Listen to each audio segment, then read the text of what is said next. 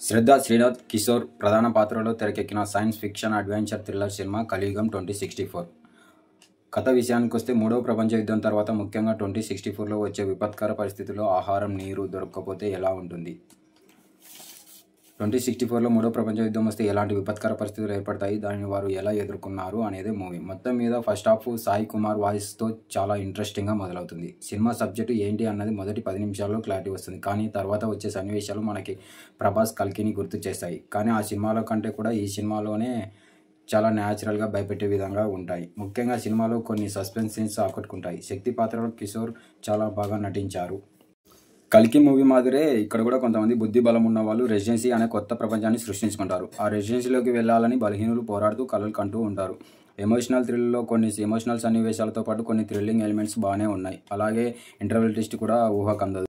మొత్తానికి మూవీకి నా రేటింగ్ వచ్చేసి 2.5. ఒకసారి ట్రై చేయొచ్చు.